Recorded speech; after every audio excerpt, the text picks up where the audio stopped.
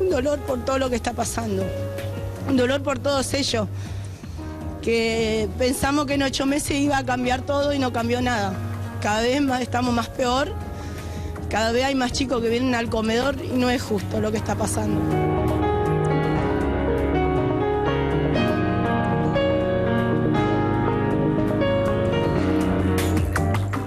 Han aumentado los comedores, particularmente en lo profundo del conurbano bonaerense.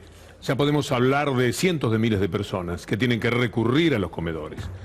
Nada más que quienes hicieron el otro día la marcha desde Liniers a Plaza de Mayo, tuvieron que aumentar 600 comedores, y esto, en el promedio que hay, marca más de 100.000 personas que se incorporaron. Muchos de ellos jamás pensaron que les iba a ocurrir tener que ir a un comedor para comer. Vamos a ver cifras que apuntalan el conocimiento de este doloroso tema. Iván Jagroski. Víctor Hugo, efectivamente ayer la UCA volvió a publicar los datos, actualizó los datos sobre pobreza. Cuando yo actualizó no es que hay datos nuevos, sino que volvió a publicarlos con algunos aspectos que no había publicado en el mes de abril. Este es el dato que ya conocimos. 1.400.000 de nuevos pobres en Argentina, el Observatorio de Deuda Social de la UCA que comanda Agustín Salvia. Para otros centros de investigación como el CEPA, el Gino Germani o incluso Cifra, esta medida, 1.400.000 de nuevos pobres al mes de julio que estamos, es, como decirlo de algún modo elegante, previa a una cifra que es bastante superior. Los que más creen que aumentó la pobreza hablan de 5 millones, los que menos hablan de 2,5 millones de nuevos pobres. Más de 400.000 personas se sumaron a la indigencia, había contado la UCA en este informe antes mencionado. Algunos tenían la confusión de por qué, si antes era 34,5 y ahora es 32,6, no había habido un descenso. La UCA ya lo había comentado en su momento, 34,5 era al mes de marzo, 32,6 al mes de abril, con el impacto de paritarias y de asignación universal por hijo.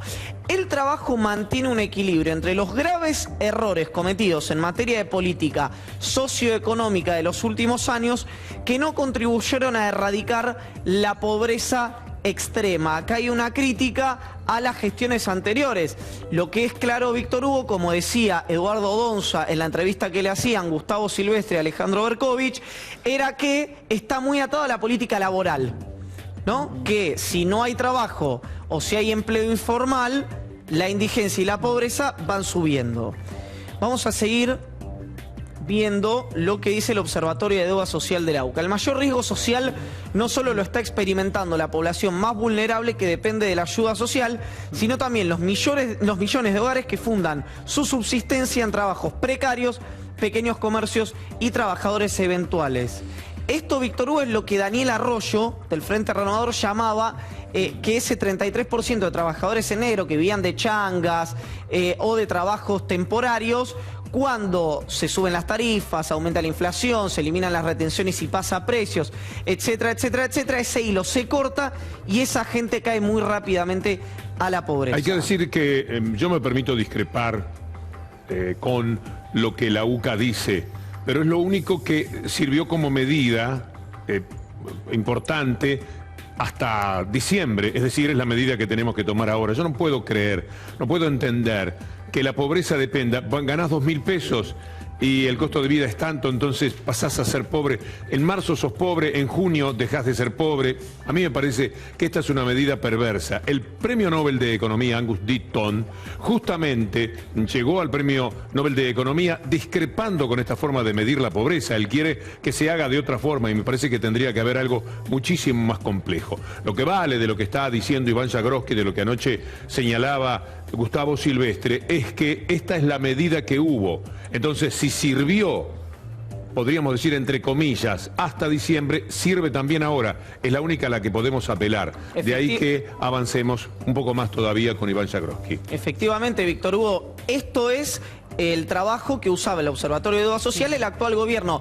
Yo insisto, a mí no me contenía por rigurosidad técnica ni el año pasado, ni el anterior, ni este. Simplemente estamos dando este tipo de datos. O más bien que por rigurosidad técnica creo que hay otros más precisos, no que este no lo sea. Vamos a ver en términos laborales lo que dice el ODS de la UCA. El empleo se precarizó aún más y afectó a un amplio sector de trabajadores.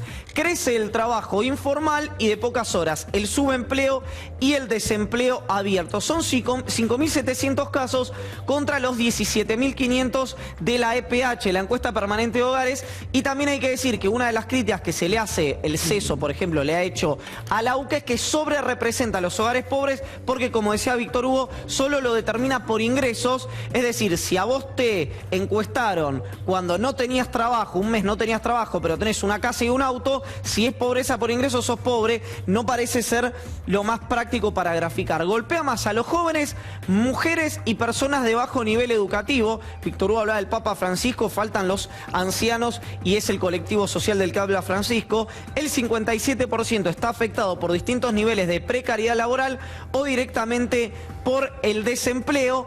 Recordemos, Víctor Hugo, me parece muy importante este dato político, que el rector de la UCA denunció que los empresarios le están retirando el apoyo económico para no pelearse con el gobierno. Esta es la última. Solo 4 de cada 10 trabajadores activos mantuvieron un trabajo con características de calidad. La posibilidad de que los jóvenes se inserten en un empleo pleno de derechos es 20% menor a la de los adultos, Víctor Hugo.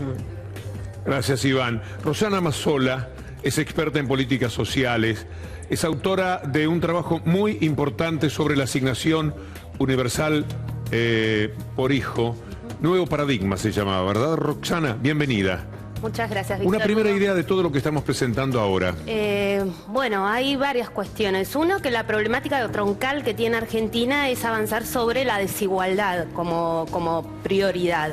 Sí, lo que ha sucedido en el último tiempo es que el poder adquisitivo de muchas familias se ha visto vapuleado y disminuido, y a los primeros que está afectando y llevándose puesto, diríamos, y que es lo más preocupante, es a las infancias, a los más chiquitos y a las mujeres trabajadoras, porque estas son las que tienen que salir con el poder adquisitivo que tengan a tratar de hacer valer ese sueldo para comprar alimentos, para ver cómo se las arreglan para llegar a fin de mes y poder alimentar a los chicos. Nosotros tenemos que pensar, en Argentina nacen 700.000, casi 800.000 chicos por año. O sea, por hora están naciendo en Argentina 98 chicos. Que tengamos un periodo recesivo de pauperización del poder adquisitivo y de crecimiento de la pobreza, significa que estos chicos están naciendo con condiciones de educabilidad y en los primeros años de vida fuertemente disminuidas. El entorno familiar protector se ve afectado. Esto es no solo condicionantes para el desarrollo presente de la Argentina, sino pensando en nuestro futuro como país. Y pensando que también las primeras que tienen mayores niveles de informalidad laboral, que gran parte de ellas trabajan, son las mujeres y son las que sostienen la economía del hogar y son las que hoy por hoy con un sueldo disminuido, por ahí que trabajan informalmente en una changa, son las que salen al supermercado a decir, bueno, ¿cómo hago rendir mi sueldo? Y por ahí tienen que comprar alimentos que hacen engordar a los chicos, con menos frutas, con menos carne, y todo eso está afectando fuertemente las familias de la Argentina. Es interesante lo que vos planteás. Me quedo pensando y haciendo foco, por más de que a veces también lo naturalizamos, de por qué las mujeres terminan siendo las más afectadas. ¿Crees que hay machismo? ¿Crees que todavía la mujer, más allá de los avances que hubo en los últimos tiempos, no llega a equiparar al hombre? ¿Sigue habiendo tanta desigualdad en sueldos, en elección a la hora de elegir un candidato para ocupar un puesto? Precisamente es lo que vos señalás, es desigualdad. Desigualdad en múltiples aspectos que está presente. Una de ellas es la de género. Nosotros tendríamos que estar hoy por hoy en Argentina debatiendo agendas que superen medidas como la asignación universal por hijo, que sentaron en su momento un piso de ingresos, y pensar en cómo acompañar a las mujeres trabajadoras en toda la igualación de derechos. Por una dominación más tradicional, patriarcal que hay en los hogares, muchas veces las mujeres se hacen cargo de las tareas de cuidado en el hogar, pero a su par trabajan. Entonces se encuentran sobreexigidas. Nuestro sistema de políticas públicas, nuestro sistema de seguridad social en Argentina tiene que registrar estos cambios en las condiciones familiares que se fueron dando. Del mismo modo, por ejemplo, que nosotros tenemos extensión de jubilaciones y un derecho para aquellos jubilados que trabajaron toda su vida, del mismo modo que hay que garantizar a la niñez el derecho a la seguridad social, También tenemos que pensar en el reconocimiento del trabajo no remunerado que realizan las mujeres en el hogar, Roxana, por ejemplo. tu métier es de lo que estabas hablando con Lu, de mujeres trabajadoras, infancia, adolescencia, etcétera. Te llevo un poquito más allá. Sí. ¿Tienen estudiado que este tipo de señales, 1 millón de nuevos pobres, aumento de la indigencia, etcétera, repercute en la inseguridad? Siempre, cualquier situación que vos tengas que esté afectando indicadores de desigualdad, todo lo que tiene que ver con la inequidad al transitar las ciudades, digo, al caminarlas, al recorrerlas, va a tener un efecto directo sobre condiciones de inseguridad. Porque ¿cuáles son las opciones que tiene una familia para poder desarrollarse y vivir cuando se ve fuertemente vapuleado las posibilidades de bienestar diario, ¿no? Y esto que yo lo mencionaba porque a mí la primera persona que me lo dijo fue Daniel Arroyo, seguramente hubo otras tantas. A mí me parecía muy gráfico, por eso lo hacía así, que había una masa de 30% de trabajadores no registrados que con este tipo de medidas económicas estaban colgando de un hilo. Ese hilo se cortó y se cayeron en masa o están muy cerca de caerse en masa a la pobreza o a la indigencia. Ese camino es bastante rápido, ¿verdad? Mira, eso tiene que ver también con los debates que señalaba Víctor Hugo sobre cómo se mide la pobreza y cuáles son los debates que se dan. La medición de línea de pobreza por ingreso, que es generalmente lo que se usa habitualmente, lo que mide es una canasta básica de bienes y servicios a partir de un salario de una familia. Por ejemplo, el estudio de la UCA habla de que una familia mensualmente necesita 7.000 pesos, una familia tipo para vivir. Tenés más arriba, más abajo, caes de esa línea de pobreza. Las medidas multidimensionales, que es otras que se utilizan, que consideran dimensiones de vivienda, salud, acceso... Como la EPH.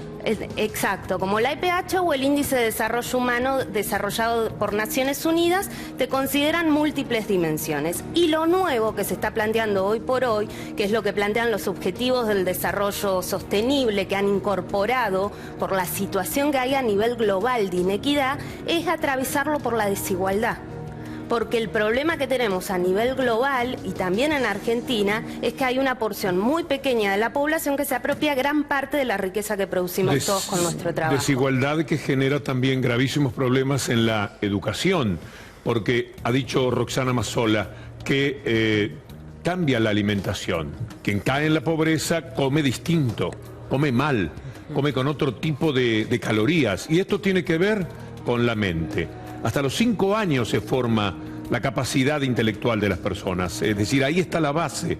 Lo que no se hace en esos 5 años, aunque después los lleven a vivir al castillo de Reiniero, no va a cambiar. Por eso es tan importante la alimentación en cuanto a la educación. Quiere decir que ya estamos sentando las bases para que después algún maestro diga, es perezoso, se distrae en clase, no tiene reacción, no aprende, le cuesta más. Pero detrás hay una historia de la alimentación de esa persona que tiene que ver con esa desigualdad. Correcto. Y aparte porque pensemos lo siguiente, si habían durante el periodo de gobierno previo se fueron dando avances en lo que tenía que ver sobre todo el poder adquisitivo y las condiciones de negociaciones salariales de la familia, pero había otras deudas vinculadas a esa pobreza dura, estructural que uno puede ver en villas y asentamientos precarios. Ahora, ¿qué sucedió? Esa recomposición que se venía dando empezó a bajar. Entonces se nos está sumando una sumatoria de situaciones sumamente riesgosas para el desarrollo de Argentina, pensando que uno lo que trata es de aportar con propuestas y políticas que mejoren las posibilidades de integración y de solidaridad dentro de una Argentina que sea para todos, ¿no? Roxana, cuando decías lo que estaba en el debe del gobierno anterior en villas y asentamientos, que eran condiciones de cloacas, salubridad, ese tipo de cosas, que hacen pobreza estructural, ¿y qué más además de eso? Pobreza estructural nosotros teníamos aproximadamente un 10% de la población en Argentina que sigue viviendo en villas y asentamientos precarios, donde ahí necesitas una política de derecho a la ciudad. ¿Qué porcentaje? 10% a 12% más o menos, que es una proporción, o sea, vos pensás con urbano bonaerense estás hablando casi de 1 millón de personas, donde eso demanda políticas sumamente más complejas, porque requiere de todos los niveles de gobierno, no solo nación, que es el que desarrolla seguridad social, sino que requiere acciones provinciales y municipales en territorio y articuladas con la comunidad, pero que tienen un fuerte potencial de ser fuente generadora de trabajo, lo que son los procesos de urbanización de villas, ¿no? Por todo lo que uno tiene que implementar para trazados de calles, luminarias, armado de plazas, pero también se tiene que meter con una disputa, que es una disputa no menor, que es lo que tiene que ver con el precio del suelo. Y el valor del suelo, que fue alguna de las cosas con las cuales se fue encontrando políticas como el Procrear, ¿no? Que es la especulación financiera que hay en torno a un pedazo de tierra muchas veces. Roxana, ¿qué imaginás? Iba a decir especulás, pero no es una especulación, a través de todo el conocimiento que tenés, de lo que va a ocurrir y de cómo van a vivir los argentinos en el 2017. Mira, yo no siempre trato de tener las mejores expectativas, no puedo ir en contra de mi modo de trabajar y de pensar. Espero que para el año próximo todas las acciones que tienen que desarrollarse desde el sistema de seguridad social de Argentina y en políticas públicas estén apuntaladas al nivel de la agenda que se requiere. Pero ahora se está haciendo algo justamente para esto que Yo creo que las medidas que se han hecho en el último tiempo, por ejemplo, el anuncio último de la asignación universal por hijo, que más o menos va a ser una recomposición del 30%, cuando nosotros tuvimos una inflación del 40%, está esmerilando el poder y la capacidad de derecho que tiene una medida como la asignación universal por hijo, y empieza a convertirse en una medida más compensatoria a procesos de ajuste, ¿no? Roxana, más que un derecho a seguridad social, como lo que es. No te quisieras ir sin decir qué. No me quisiera ir sin decir que el gran desafío que tenemos en Argentina no pasa por una tendencia de coyuntura, sino que la prioridad es avanzar sobre la desigualdad, que es un problema global, que es un problema sobre el que tiene que avanzar en Argentina como prioridad, y que creo que hay mucho por hacer por priorizar agendas vinculadas a las mujeres trabajadoras y a las infancias. Muchas gracias. Muchas